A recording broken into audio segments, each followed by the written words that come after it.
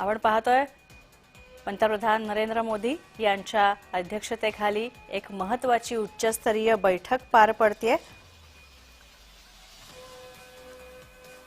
तसंच शस्त्रसंधीनंतर पंतप्रधान नरेंद्र ही उच्चस्तरीय बैठक आयोजित केलेली आहे। राष्ट्रीय सुरक्षा सल्लागार अजित डोभाल सुद्धा या बैठकीला हजर आहेत। तसंच संरक्षण मंत्री राजनाथ सिंह सुद्धा यावेळी उपस्थित आहेत। तसंच तिन्ही दलांचे लष्कर प्रमुख, नौदल, भूदल आणि वायुदलांचे लष्कर प्रमुख सुद्धा इथे उपस्थित आहेत।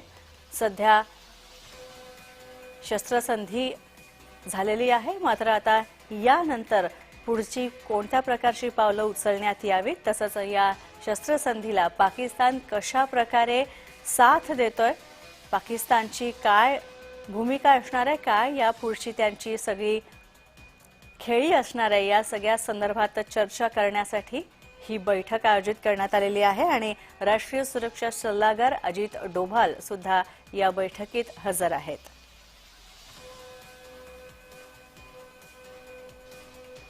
पण पाहतोय अतिशय उच्चस्तरीय बैठक। पंतप्रधान नरेंद्र मोदी, तिन्ही लष्कर दलांचे प्रमुख आणि परराष्ट्र मंत्री एस जयशंकर तसंच संरक्षण मंत्री राजनाथ सिंह सुद्धा या बैठकीत उपस्थित आहेत। तसंच राष्ट्रीय सुरक्षा सल्लागार अजित डोभाल सुद्धा यात हजर आहेत। अत्यंत महत्त्वाची चर्चा या उच्चस्तरीय अधिकारी आणि पंतप्रधान नरेंद्र मोदी यांच्यात।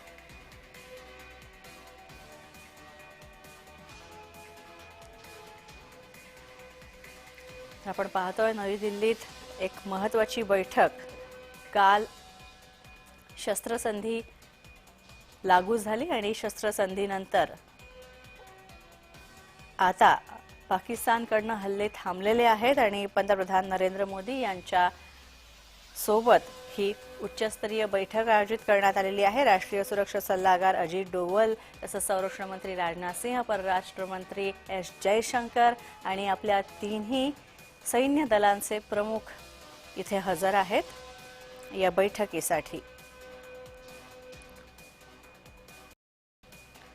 निरंजन कुमार आमचे प्रतिनिधि दिल्लीहून आमच्यासोबत फोन लाइन वरून जोड़ले गेलेले आहेत। निरंजन, क्या कहेंगे, ये काफी उच्च स्तरीय बैठक रही है और कल सीज फायर जो हो गया उसके बाद में ये बैठक आयोजित की गई है, ये बैठक बुलाई गई है और सबसे महत्वपूर्ण बात यह है कि अजित डोभाल भी इसमें उपस्थित है। तो क्या किस तरह से इस सब के बारे में कौन से मुद्दों पे चर्चा होने वाली है इस बैठक में?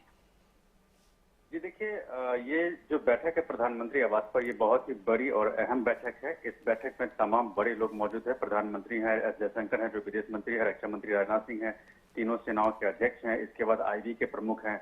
ये सारे लोग इसमें बैठे हुए हैं और इस पर इस बात की चर्चा हो रही है कि कल शाम को जब सीज फायर हुआ था और सीज फायर के ठीक 1 घंटे के बाद फिर से सीज फायर का उल्लंघन किया गया, तो इस पर चर्चा हो रही है कि आगे जो है अगर इस तरह की घटना होगी, चूंकि पाकिस्तान एक ऐसा कंट्री है जिस पर भरोसा नहीं किया जा सकता, क्योंकि पाकिस्तान की तरफ से ही डायरेक्ट सीज फायर का रिक्वेस्ट किया गया था, जो उनके डीजीएमओ ने बातचीत की थी और बातचीत के ठीक 1 घंटे के बाद सीज फायर का उल्लंघन हुआ।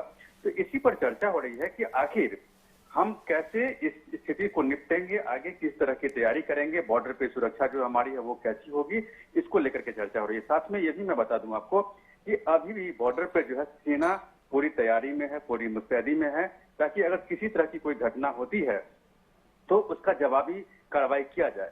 आपको एक बात बता दूं कि शाम को जब सीज फायर किया गया था, उसके बाद अब एक प्रेस कॉन्फ्रेंस की थी विक्रम मिश्री ने और उन्होंने कहा था कि सीज फायर हो गया और उसके ठीक आधे घंटे के बाद फिर से सीज फायर का उल्लंघन हुआ, जिसका जवाब भारत की सेना ने दिया। उसके बाद भारत की तरफ से कहा गया कि अगर पाकिस्तान जो है अपनी बात पर कायम नहीं रहता है तो इस बार उसको और ज्यादा नुकसान झेलना पड़ेगा। तो इन्हीं सब चीजों को लेकर के अभी जो है ये बैठक हो रही है कि किस तरीके से हम पाकिस्तान को निपटेंगे।